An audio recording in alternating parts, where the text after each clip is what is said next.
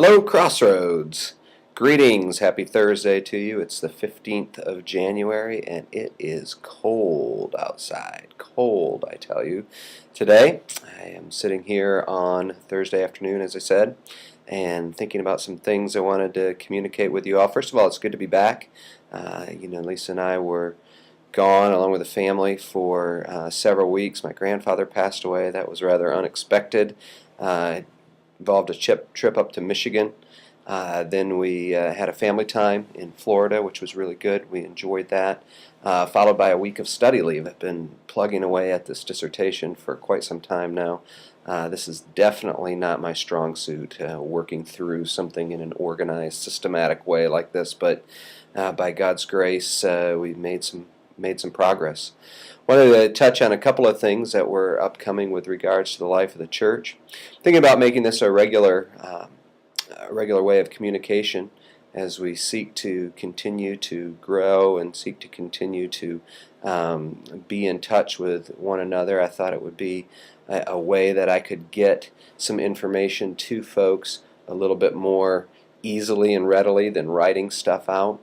Two things in particular are on my mind as we come up to this weekend. The first is this. As you know, we are going to be starting a community series this Sunday. We're going to spend the next 6 weeks engaged in a study both in the worship service and the preaching, as well as in our equip time following that for the adults on the topic of community. Community is something, it's a word that we throw around a lot. Sometimes it can be interpreted in different ways. Other times it's just sort of devoid of meaning. It's the word like love that we use so much that we don't really know what it means anymore. But we're going to talk about community. What does the Bible have to say about community? The ways that we relate to each other, the ways that we are to relate to the world around us. We'll be looking at the Upper Room Discourse, Jesus' last words that he gave to his disciples there in John 13 to 17. So if you'd like to read ahead of on those chapters, you can. This Sunday I'm going to be looking at John 17, the last few verses there, 20 to 26, that they may be one in order that the world may know, is what Jesus says as he challenges us. So get ready for the topic of community. I think we'll have some fruitful discussions over the next few weeks. Second thing that was really on my mind is the issue of the merger. We brought that up at the congregational meeting.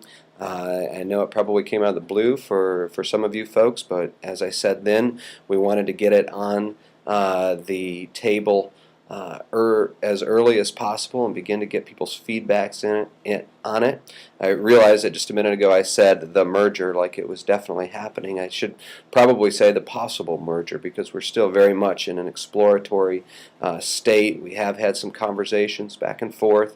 I preached at Grace this last Sunday. Mark Ryan has preached down there. Some of our folks have visited there. We're going to be having a town hall meeting next week, Sunday, the 25th, at about 4 o'clock in the afternoon to talk a little bit more about that, to field some questions, kind of lay out a little bit more, with a little bit more detail, what it would actually look like, at least in broad stroke terms, and continue to pray together about whether this is something that God would have us do. Let me just emphasize again, we're still very much in a discussion phase. There are a lot of things that recommend it, but there are certainly some challenges that are associated with it, and it's not something that we want to rush into blindly. That's all that I have for this update. As I said, my goal is to make these a rather regular way to communicating. Let me know how well you like this and whether you think it's a good idea. I will certainly be ready to listen to that feedback.